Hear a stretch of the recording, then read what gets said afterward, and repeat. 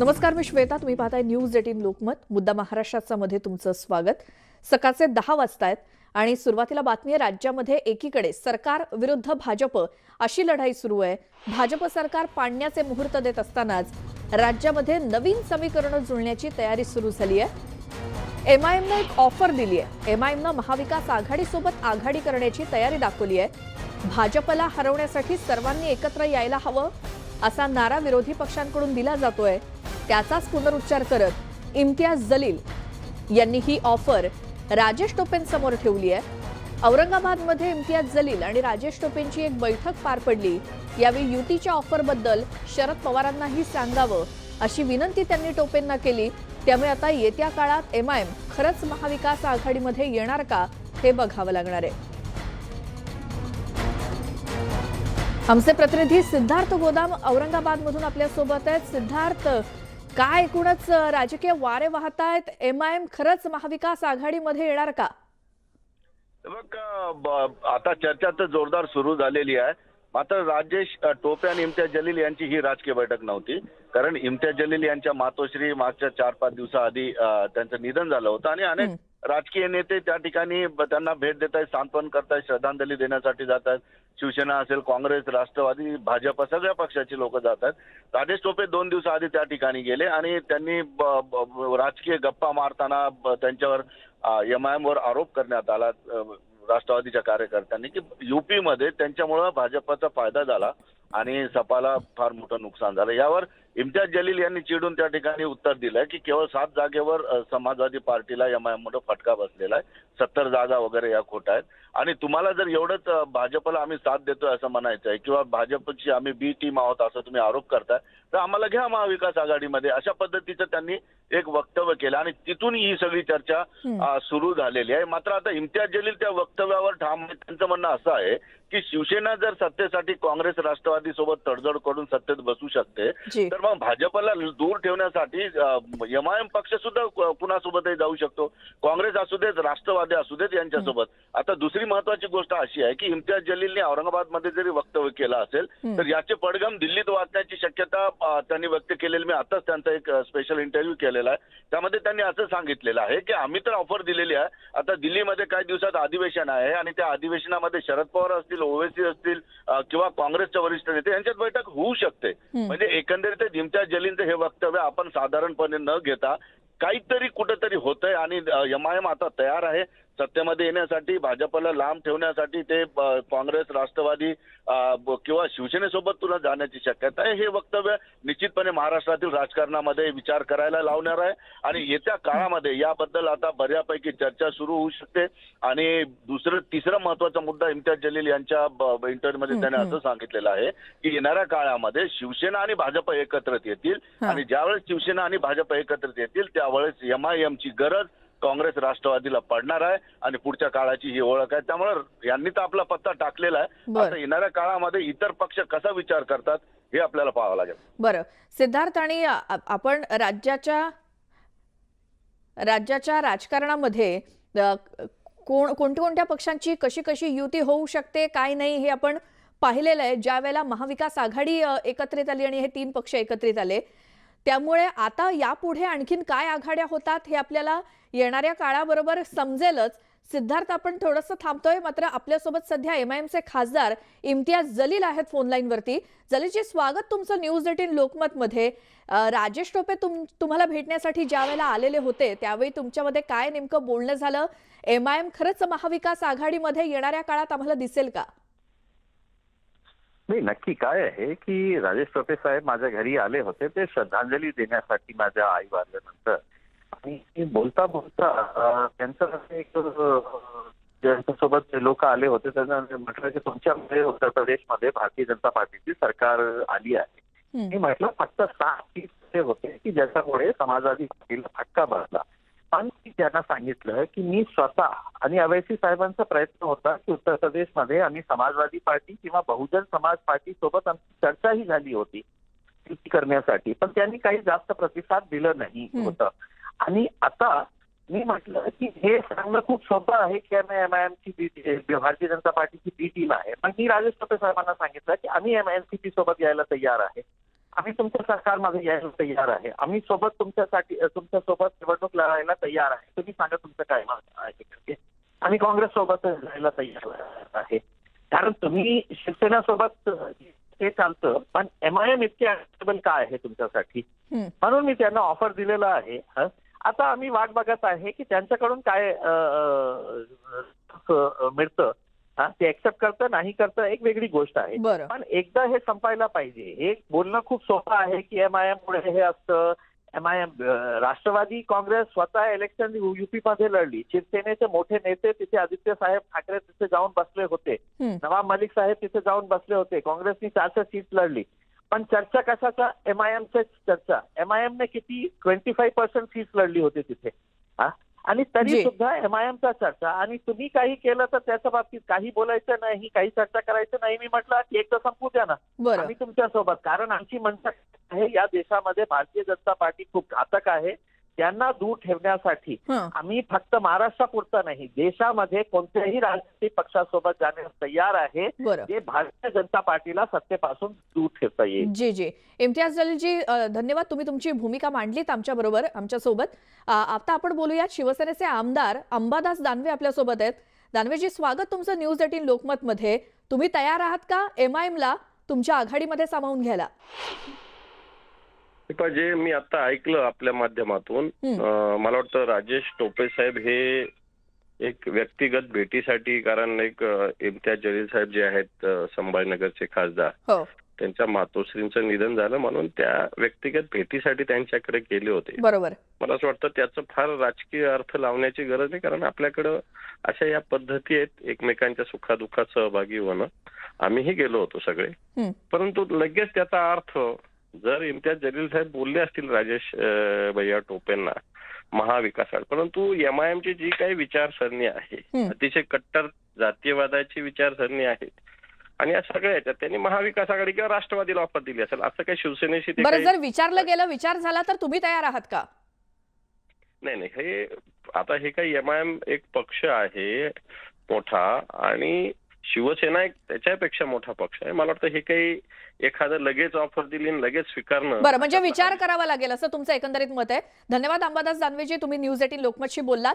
या बातमी संदर्भात आपण बोलूयातच, मात्र तुर्तास थेट जाऊयात. देवेंद्र फडणवीस बोलतायत तिथे.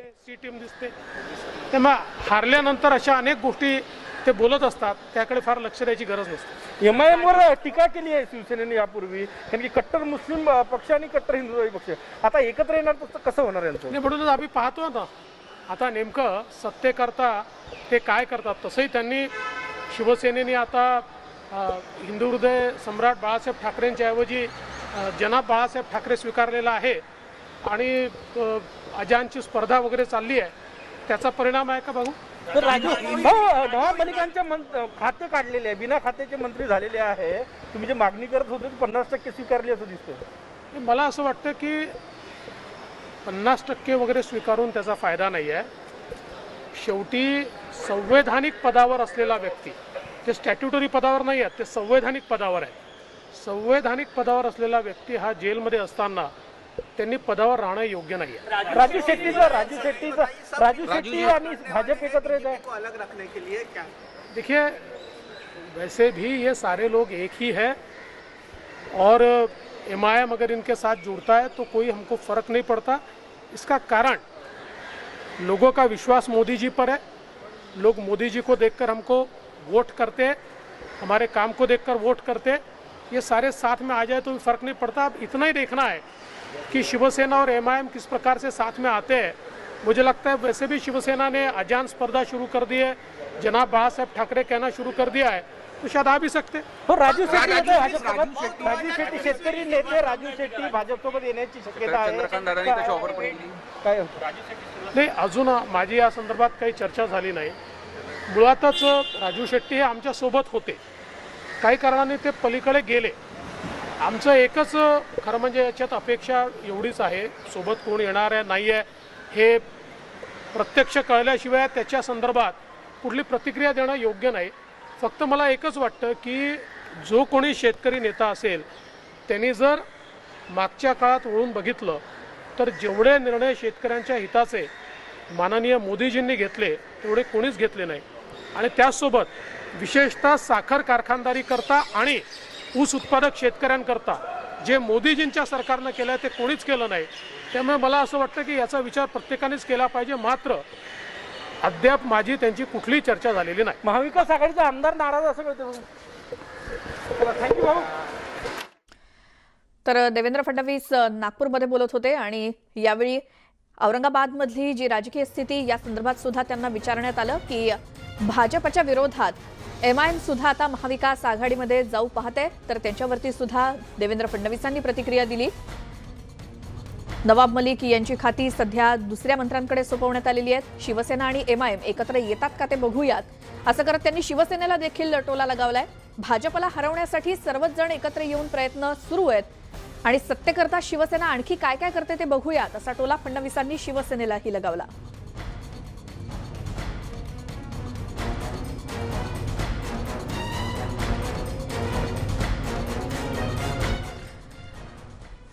तर आपण या बुलेटिनच्या सुरुवातीला जी बातमी पाहत होतो ती म्हणजे राज्यात एकीकडे सरकार विरुद्ध भाजप अशी लढाई सुरूच आहे.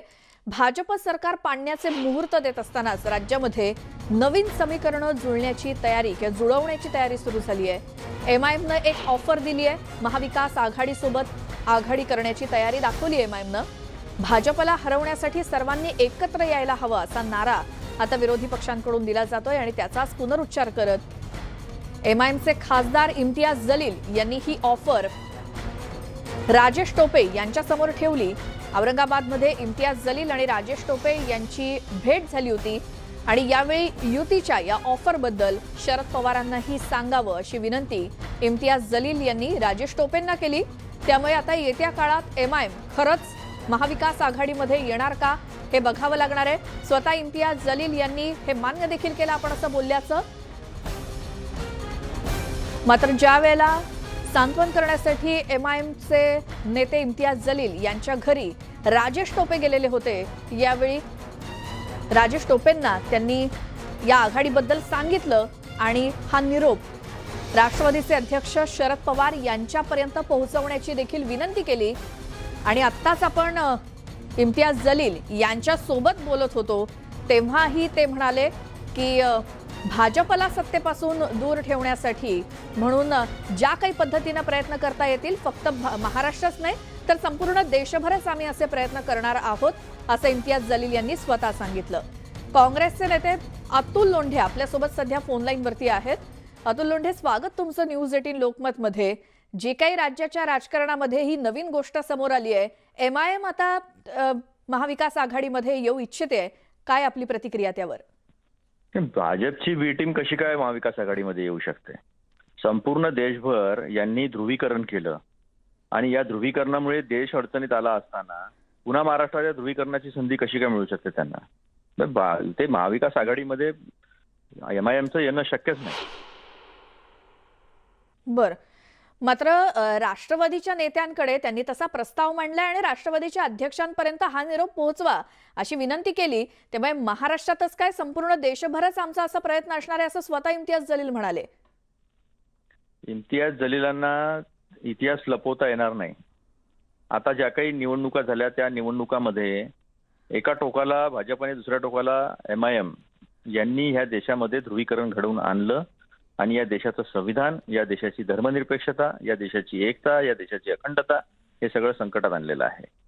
त्यामुळे आता ते जे बोलतात आहे त्या बोलण्याला मला तरी काही राजकीय अर्थ आहे असं वाटत नाही. बरं, मात्र अतुल लोंढेजी, आता औरंगाबादमध्ये अशी चर्चा सुरू आहे की जर भविष्यात शिवसेना भाजप पुन्हा एकत्रित आले तर मग राष्ट्रवादीला कुणाची तरी मदत हवी आणि यासाठी म्हणून MIM असावं असा एक हेतू यामागे असू शकतो का? जर तरचे उत्तर देता येत नाही राजकारणात. मात्र जर असा विचार राष्ट्रवादीकडून केला गेला तर? नाही, मी सांगितलं ना, जर तरला उत्तर देता येत नाही. ही महाविकास आघाडी 3 पक्षांची आहे, काँग्रेस, राष्ट्रवादी आणि शिवसेनेची, आणि ती अबाधित आहे आणि ती पुढचे 25 वर्ष भाजपला किंवा MIM सारख्या जातीवादी पक्षांना, धार्मिक ध्रुवीकरण करणाऱ्या पक्षांना सत्तेत येऊ देणार नाही. हा महाराष्ट्र छत्रपती शिवाजी महाराजांचा आहे जो जातीपातीच्या वरती सगळ्यांना एकत्र घेऊन जाण्याचा विचार ठेवतो. त्यामुळे मला तरी हे शक्य वाटत नाही. बरं, अतुल लोंढेजी, सरकारमध्ये 3 पक्ष आहात तुम्ही. जर MIMला घेण्याच्या या मुद्द्यासंदर्भात तुमच्या 3 पक्षांचं एकमत होईल का? मी आपल्याला स्पष्टपणे सांगितलं ना, हा विचार साहेब पण करणार नाहीत, हा विचार महाविकास आघाडी पण करणार नाहीत. कोणी येऊन एखादं प्रपोजल दिलं याचा अर्थ ते सगळं झालं असं होत नाही. जी धन्यवाद अतुल लोंढेजी, तुम्ही न्यूज 18 लोकमतशी बोललात, आपली भूमिका मांडलीत. त्यामुळे सध्या तरी काँग्रेस MIMला महाविकास आघाडीमध्ये घेण्यास तसं अनुकूल दिसत नाही. मात्र आता राजेश टोपे इम्तियाज जलील यांचा निरोप राष्ट्रवादीचे अध्यक्ष शरद पवार यांना देतील. यावरती राष्ट्रवादीचे अध्यक्ष काय निर्णय घेतात आणि त्याच सोबत शिवसेनेचे सर्वेसर्वा काय निर्णय घेतात यावरती सगळं अवलंबून आहे की MIM हा पक्ष महाविकास आघाडीमध्ये सामील होणार की नाही ते. आणखी एक राजकीय बातमी कोल्हापुरातून भाजपनं सत्यजित कदम यांना उमेदवारी जाहीर केली आणि सत्यजित कदम यांनी यापूर्वी कोल्हापूर महानगरपालिकेमध्ये नगरसेवक म्हणून काम केलंय. उमेदवारीसाठी सत्यजित कदम आणि महेश जाधव यांच्यामध्ये चुरस होती. मात्र दिल्लीच्या पार्लमेंटरी बोर्डामध्ये कदमांच्या नावावरती शिक्कामोर्तब करण्यात आलं. काँग्रेस आमदार चंद्रकांत जाधव यांच्या निधनामुळे ही जागा रिक्त झाली आहे. 2019 मध्ये झालेल्या विधानसभा निवडणुकीत कोल्हापुरातील एकाही जागेवर भाजपला विजय मिळवता आला नव्हता. त्यामुळे भाजपनं पंढरपूर आणि देगलूर प्रमाणे ही जागाही ताकदीनं निवडणूक लढवण्याची तयारी केली आहे.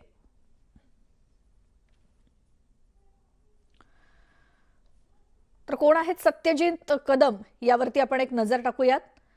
कदम हे कोल्हापूर पालिकेचे माजी नगरसेवक आहेत आणि ताराराणी आघाडीचे गटनेते सुद्धा आहेत. 2010 मध्ये काँग्रेसकडून पालिकेमध्ये नगरसेवक म्हणून ते निवडून आले. 2011-2012 मध्ये स्थायी समितीचे ते सदस्य देखील होते. 2015 मध्ये पालिकेत ताराराणी आघाडीचे ते गटनेते होते.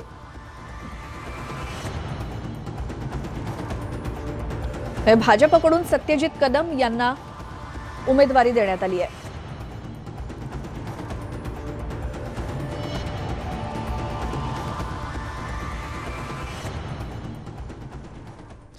इतरही महत्त्वाच्या घडामोडी पाहूयात एका छोट्याशा ब्रेक नंतर. तुम्ही पाहत राहा मुद्दा महाराष्ट्राचा.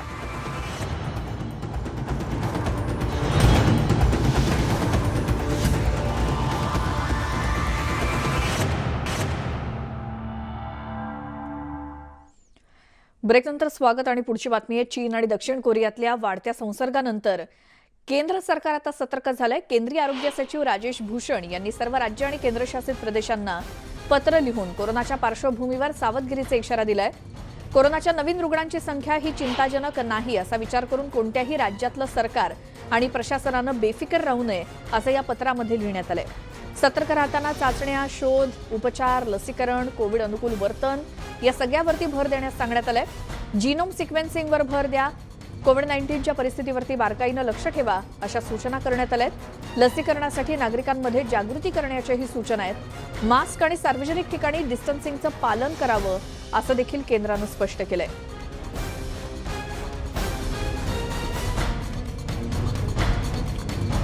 या संदर्भात आपण अधिक जाणून घेऊया. महाराष्ट्र टास्क फोर्सचे सदस्य डॉक्टर उदय कुलकर्णी आपल्यासोबत आहेत. डॉक्टर, स्वागत तुमचं न्यूज 18 लोकमतमध्ये. आता सध्या दक्षिण कोरिया आणि चीन या ठिकाणी ज्या आता व्हेरियंटनं धुमाकूळ घातलाय आणि ज्याचे परिणाम किंवा ज्यामुळे आता आपला देश सुद्धा थोडाफार सतर्क झालाय, तसं केंद्रानं सूचना सुद्धा दिलेल्या आहेत सतर्क राहण्याच्या. तर हा व्हेरियंट नेमका कोणता आहे, कसा आहे, त्याच्या काय कॅरेक्टरिस्टिक्स आहेत? दर्शकांना मी सांगू इच्छितो की युरोपमध्ये जिनोम सिक्वेन्सिंग आणि या गोष्टी खूप मोठ्या प्रमाणात केल्या जातात. आणि त्याचप्रमाणे चीन, ज्याचं ओरिजिन आताच्या या कोरोनाचं ओरिजिन आपण चीन म्हणू शकतो, तर तिथे आणि कोरियामध्ये पुन्हा प्रादुर्भाव आपल्याला दिसल्यानंतर जिनोम सिक्वेन्सिंग मध्ये काही जणांनी त्याला डेल्टा क्रॉन म्हटलेलं आहे, काही जणांनी त्या ठिकाणी स्टिल्स ओमायक्रॉन म्हटलेलं आहे. या सगळ्या ज्या काही व्हेरियंट्स आपल्याला या ठिकाणी दिसत आहेत, सगळ्यात पहिल्यांदा लक्षात ठेवायचं की ज्यावेळी हा छोटासा विषाणू आपल्या शरीरामध्ये प्रवेश करतो त्यावेळी त्याचे जसे आपण हाताने कुठेतरी पकडतो आणि मग पुढे उडी मारतो, तसे त्याला जी टेंटॅकल्स आहेत त्याला आपण स्पाइक प्रोटीन म्हणतो. स्पाइक त्याच्यातले जे आहेत ते कुठे कुठे पकडायला याच्यासाठी वेगवेगळी रचना करतात आणि शरीरामध्ये छोट्या छोट्या जागांमध्ये जाऊन तिथे चिकटून राहायचं आणि नंतर मग स्वतःला त्या ठिकाणी पुनरुत्पादन करून जास्तीत जास्त आणखीन कॉपी करतो. म्हणजे झेरॉक्सची कॉपी असते तसं एक व्हायरसचे अनेक कॉपीज निघत असतात. तर त्याच्यासाठी तो स्वतःमध्ये बदल करत असतो. एका बाजूने अस्तित्वाची त्याची लढाई असते आणि दुसऱ्या बाजूला अस्तित्व टिकवण्यासाठी तो होस्ट सेलना मारून त्या ठिकाणी स्वतःचे प्रोडक्शन जास्त करायचा प्रयत्न करत असतो आणि त्यामुळे याच्यामध्ये जसं अस्तित्वाची लढाई आहे म्हटल्यानंतर तो जास्तीत जास्त स्वतःमध्ये बदल करत राहतोय. आज आतापर्यंत आपण 250 ते 300 व्हेरियंट्स इतक्या गेल्या 2.5 वर्षांमध्ये बघायला मिळालेले आहेत. त्यापैकी काही ज्याला आपण म्हणतो की व्हेरियंट ऑफ कन्सर्न, की लोकांना त्याचा त्रास होऊ शकेल असे काही शोधण्यात येतात आणि त्याच्यासाठी या जिनोम सिक्वेन्सिंग मध्ये वेगवेगळ्या पद्धतीने बदल आहेत आणि हे बदल आपल्या राज्यामध्ये सुद्धा किंवा देशामध्ये सुद्धा काय आहेत हे बघणं. त्याच्याबरोबर परदेशातून इथे व्हेरियंट येत आहेत, पण आता नवीन जी गोष्ट आहे ती म्हणजे आपल्या इथेही वेगवेगळे व्हेरियंट्स हे त्यांच्यामध्ये बदल केल्यामुळे तयार होत आहेत. म्हणजे दरवेळी तिकडे आपल्याला साऊथ कोरियामध्ये म्हणा किंवा चीनमध्ये म्हणा काहीतरी बदल झाला आणि तिकडून विमानातून कोणतरी लोक येतील आणि मग आपल्याला होईल असं नसून आपल्या इथल्या सुद्धा लोकांच्या मध्ये आपली लोकसंख्या जी आहे ती 140 कोटी आहे आज, तर त्यामध्ये सुद्धा ज्यांना संसर्ग झालाय त्याच्यातून एकमेकांच्या संसर्ग जाताना त्याच्यामध्ये होणारे बदल आणि त्याच्यातनं होणारे त्रास यांचं वेगवेगळं स्वरूप आपल्याला दिसतं. अंगदुखी, ताप याच्यापासून ते वेगवेगळी स्वरूप जी दिसतात, पण याचा मार्ग सुदैवानी हा नाक आणि तोंड याच्यातूनच आहे. इतर ठिकाणातून तो शरीरात प्रवेश करून बाधा करू शकत नाही. त्यामुळे आपण या 2 अवयवांच्या मधून येणारा सगळ्याच्या सगळा हा मारा विषाणूचा जो आहे त्याच्यावरती लक्ष दिलं तर याच्यात किती बदल झाले तरी सुद्धा जर समजा आपण ही 2 आपली शरीराची दारं जर समजा आपण जास्त मजबूत ठेवली आणि त्याच्याबरोबर तिसरी गोष्ट म्हणजे आपली स्वतःची प्रतिकार शक्ती, की शरीरात शिरलेला प्रत्येक हा जीवाणू विषाणू जो आहे जर प्रत्येक शरीरातला सेल आहे त्यालाच आपण आपला सैनिक बनवला तर असे किती हल्ले आले तरी आपल्याला त्याच्यापासून घाबरण्याचं कारण नाहीये. सतर्कता तर पाहिजेच आहे, कारण अजूनही आपल्याला त्याच्यामधली मारकता समजलेली नाहीये. मारकता ज्यावेळी समजते त्यावेळी तुम्ही काहीतरी त्याच्यावरती नवीन प्रतिजैविक तयार कराल, त्याच्यासाठी काहीतरी उपचार कराल, त्याच्यासाठी वेगवेगळं लसीकरण कराल. पण मुख्य म्हणजे शरीरात जर समजा तेवढी ताकद असेल तर असे किती हल्ले आले तरी आपण त्यांना परतवू शकणार आहे. म्हणून मला असं वाटतं की सतर्कता ही तर कायम पाहिजेच आहे. 2025 पर्यंत हे वेगवेगळे प्रकार त्याच्यातले बघायला मिळणार आहेत आणि नंतर हा कोरोना हा आपल्या सगळ्यांच्या आयुष्यातला एक भाग, जसं सर्दी पडसाय तशाच प्रकारचा एक भाग होऊन जाणार आहे. पण तोपर्यंत मात्र आपल्या शरीराची प्रतिकार शक्ती वाढवणं याच्यावरती जास्तीत जास्त लक्ष द्यायला पाहिजे. जसं आपलं सरकार सतत सांगतंय की माझं कुटुंब, माझं शरीर ही माझी जबाबदारी आहे, ते पूर्णतः आत्मसात करण्याची आज गरज आहे. बरोबर. कुलकर्णी सर, एकतर आता आपल्या राज्यामध्ये बरेचसे निर्बंध उठवले गेलेत कारण ओमायक्रॉनच्या या लाटेनंतर बऱ्याच प्रमाणात रुग्णसंख्या सुद्धा कमी झालेली होती आणि त्यामुळे ही सगळी शिथिलता सरकारनं दिली. मात्र आत्ताचा जो हा व्हेरियंट आहे, गेल्या 2 वर्षात आपण बरेच व्हेरियंट अनुभवले कोरोनाचे आणि आत्ता जो काही व्हेरियंट तुम्ही 1-2 नावं सांगितलीत त्याची, तर तो किती धोकादायक आहे? धोकादायक तर सगळेच आहेत, मात्र त्याची तीव्रता किती आहे आधीच्यांपेक्षा? आतापर्यंत आपल्याला सुदैवाने जे लसीकरणाचा वेग आपल्या देशातला आहे तो इतरांच्या पेक्षा कितीतरी जास्त पटीत आहे आणि असं म्हटलं जातं की ओमायक्रॉन हा एक गॉड सेंड व्हॅक्सिनेशन सारखा आपल्या इथे आलेला होता की ज्यांनी बऱ्याच जणांना तो संसर्ग झाला आणि त्यामुळे आपल्या शरीराला या विषाणूचा परिचय करून झालेला आहे बऱ्याच जणांना.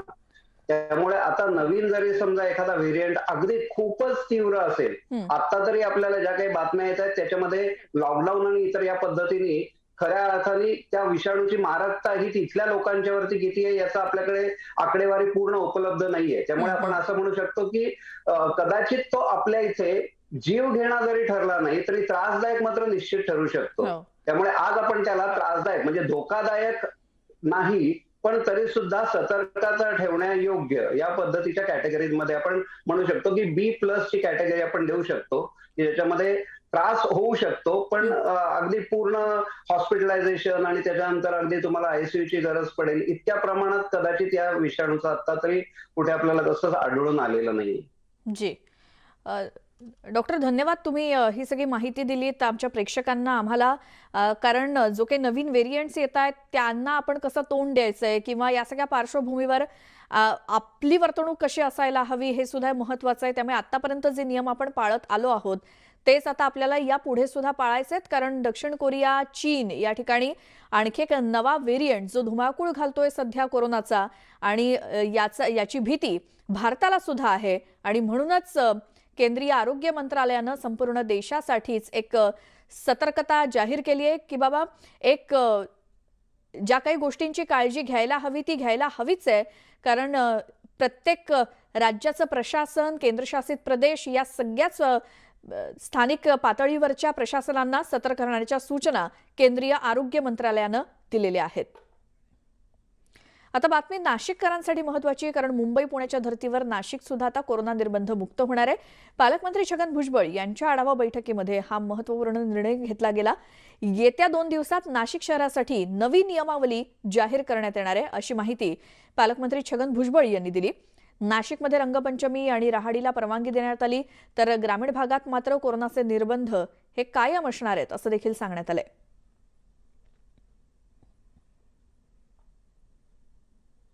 नाट्यगृह 100% सिनेमागृह सुरू आहेत किंवा इतर काही गोष्टी ज्या आहेत पूर्णपणे सुरू झालेल्या आहेत. तर त्या संदर्भामध्ये जे आहे मीटिंग चालू असताना जे प्रधान सचिव आहे, मला वाटतं ना असीम गुप्ता, प्रधान सचिव, त्यांच्याशी आम्ही बोललो आणि त्यांनी सांगितलेलं आहे की नाशिक शहराने जे आहे आम्ही सांगितलेले जे नॉर्म्स आहेत की फर्स्ट डोस 90% प्लस आणि दुसरा डोस 70% प्लस, हे दोन्ही ह्या क्रायटेरिया पूर्ण केल्यामुळे त्यांना आपण या 100% निर्बंध हटवायला हरकत नाही. पुढच्या 2 दिवसात राज्यामध्ये तापमानात देखील घसरण होण्याचा अंदाज नागपूर वेधशाळेनं वर्तवलाय, कारण बंगालच्या उपसागरामध्ये तयार होणारं वादळ महाराष्ट्राकडे घोंगावत आहे आणि त्याच्या प्रभावानं विदर्भासह राज्यातील काही भागात ढगाळ वातावरण असेल असा अंदाज वर्तवण्यात आलाय. दुसरीकडे कोकणात सुद्धा हलका पाऊस होण्याची शक्यता हवामान विभागानं वर्तवली आहे.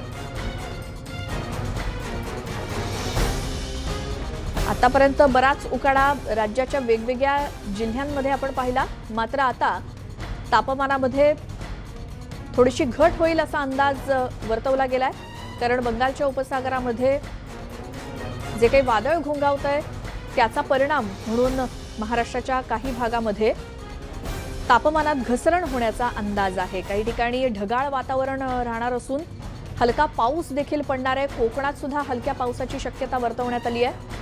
आतापर्यंत या उन्हाळ्यामध्ये वेगवेगळ्या जिल्ह्यांमधलं तापमान हे आपण एका बाजूला स्क्रीनवरती पाहतोय, मात्र दुसरीकडे येत्या 2 दिवसात तापमानात थोडीशी घसरण होण्याचा अंदाज आहे, कारण ढगाळ वातावरण सगळीकडे निर्माण होऊन हलक्या पावसाची शक्यता वर्तवण्यात आली आहे.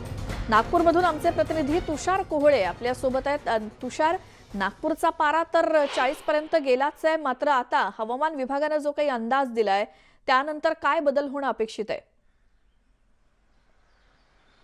हवामान विभागाने जो अंदाज व्यक्त केला होता तो मागच्या 24 तासाआधी व्यक्त केला होता, मात्र 24 तासामध्ये परिस्थिती बदलताना दिसत आहे. जर का तुम्ही कालचं विदर्भाचं तापमान बघितलं तर सर्वोच्च तापमान हे चंद्रपूर शहरामध्ये नोंदवलं गेलं. तिथे 43.4 अंश सेल्सिअस नोंदवलं गेलं आणि ते सरासरीपेक्षा 5.2 अंश सेल्सिअस जास्त आहे. म्हणजे ज्या शहराचं तापमान किंवा ज्या भागाचं तापमान सरासरीपेक्षा 5 अंश सेल्सिअस जास्त असते तिथे हीट वेव्ह जाहीर होते. त्यामुळे आपल्याला पाहायला मिळते की चंद्रपूरमध्ये हीट वेव्हला सुरुवात झालेली आहे. या व्यतिरिक्त अकोला असो, अमरावती असो, वर्धा असो, म्हणजे तुम्ही ते या शहराचं तापमान बघितलं, सर्व शहराचं तापमान 41 आणि 42 अंश सेल्सिअसच्या घरामध्ये आहे आणि सरासरीपेक्षा 4 अंश सेल्सिअस आहे. तिथे देखील हीट वेव्हची परिस्थिती तयार होत आहे.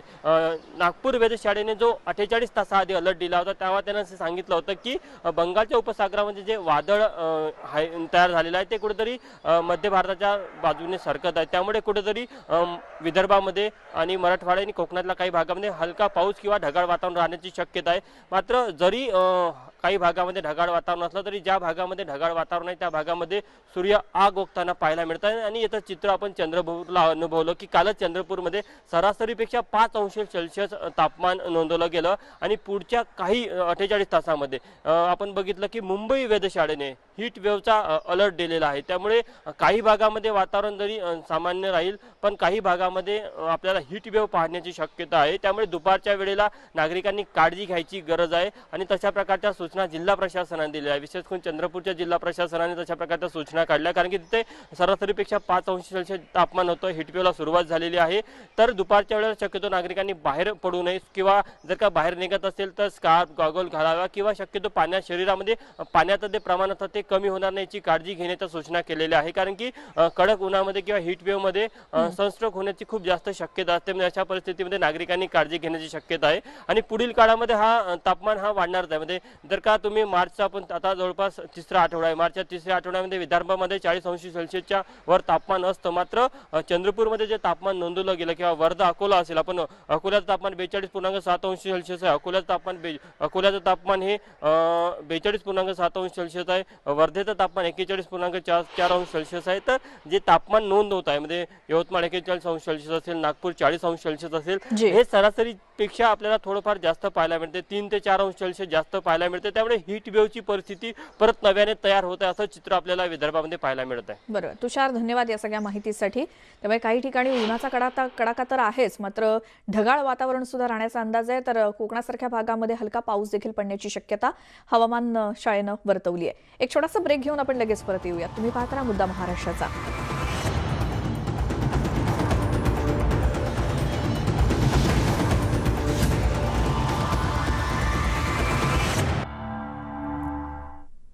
ब्रेकनंतर तुमचं स्वागत. आई आणि बाळाचं नातं जगातलं सर्वात सुंदर आणि मायेचं नातं असतं आणि याच नात्याला पशु पक्षी आणि प्राणी सुद्धा अपवाद नाहीत. याच नात्याची गुंफण पाहणारा एक व्हिडिओ समोर आलाय. 2 दिवसांपूर्वी आंबेगाव तालुक्यात ऊस तोडणी करताना 3 बिबट्यांचे बछडे ऊसाच्या शेतामध्ये सापडले होते. आईपासून ते दुरावले गेले होते आणि या बछड्यांना वनविभागानं ताब्यात घेऊन त्यांना उपचार करून पुन्हा आईच्या कुशीत सोडण्याचं काम केलंय. आणि ज्या वेळेला ही मादी बिबट्या या पिलांजवळ पोहोचली त्यावेळी तिनं आपल्या पिलांना आपल्या सोबत घेऊन गेली आहे. जुन्नरमधल्या एका ऊसाच्या शेतामध्ये हे 3 बिबट्याची पिलं सापडलेली होती आणि ती त्यांच्या आईपासून दुरावलेली होती. या शेतकऱ्यांनी या 3 पिलांना ताब्यात घेतलं, त्यांच्यावरती उपचार करून पुन्हा याच ठिकाणी आणून सोडलं आणि जिथे ही मादी बिबट्या आपल्या पिलांना भेटली. आणि ही सगळी दृश्य दूरवरून कॅमेरामध्ये कैद करण्यात आली आहेत आणि हे आईपासून दुरावलेले बछडे पुन्हा आपल्या आईला भेटलेत.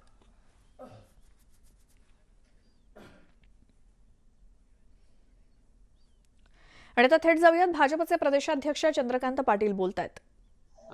फक्त आणि फक्त भाजपला रोखण्यासाठी हे सगळं चालल्याचं म्हणा, कारण काँग्रेस, राष्ट्रवादी आणि शिवसेनेनं आघाडी केली विचार पडत नसताना आणि आता थेट MIM न उत्सुकता दाखवली आणि तशा प्रकारची चर्चा सुरू झालेली आहे. भारतीय जनता पार्टी मगाशी म्हटल्याप्रमाणे अतिशय चोख कारभार करतात, पारदर्शक कारभार करतात, भ्रष्टाचार होऊ देत नाही, सगळ्या चुकीच्या गोष्टींवर अंकुश निर्माण करतात. त्यामुळे भारतीय जनता पार्टी सोडून कोणी आलं ते चालेल अशी भूमिका सगळ्यांची असते.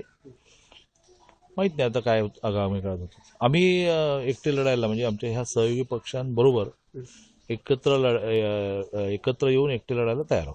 नाही पण MIM हा भाजपचा पक्ष आहे किंवा भाजप त्याला हे करता अशा पद्धतीची एक चर्चा कायम नेहमी पाहायला मिळते आणि अशा पद्धती ही चर्चा सुरू असताना जलील यांचं हे वक्तव्य म्हणून मला माहित नाही. म्हणजे मला बऱ्याच गोष्टी तुमच्याकडूनच कळतात, मी माहिती घेतो. दुसरी एक गोष्ट म्हणजे काल रावसाहेब दानवे असं म्हणाले की महाविकास आघाडीतले 25 ते 30 आमदार जे आहेत ते नाराज आहेत आणि अगदी त्या अधिवेशनालाही जायच्या मनस्थितीमध्ये नव्हते. ती फॅक्ट आहे, तुम्ही सगळ्यांनी दाखवलं ना.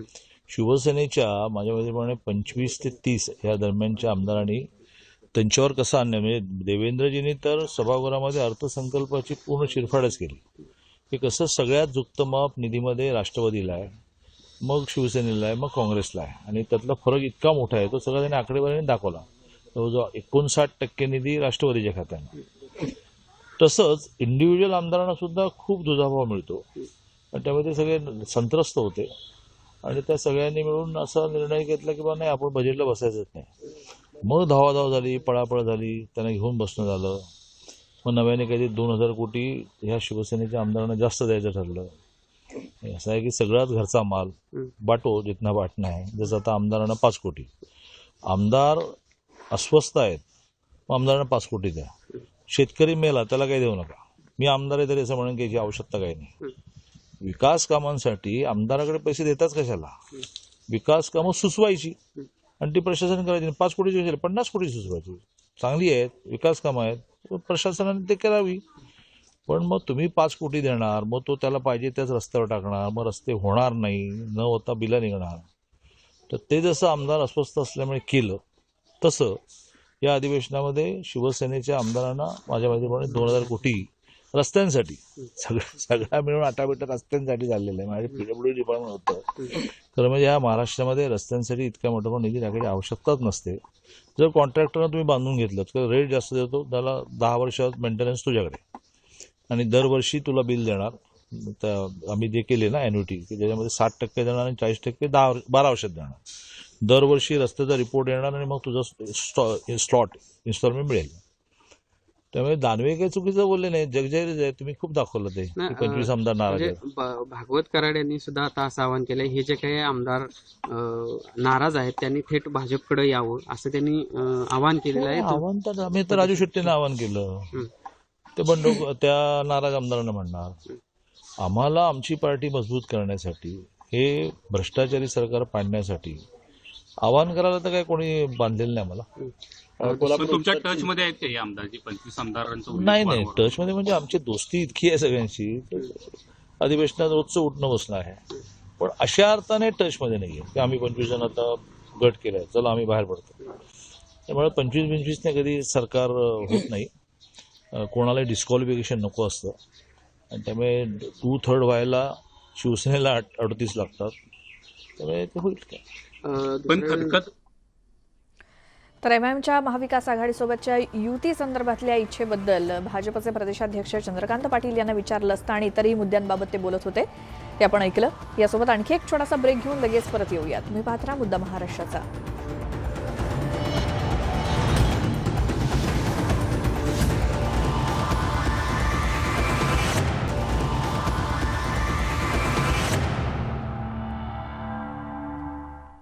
ब्रेकनंतर आता एक नजर टाकूया देशातील प्रमुख शहरांमधल्या आजच्या तापमानावर.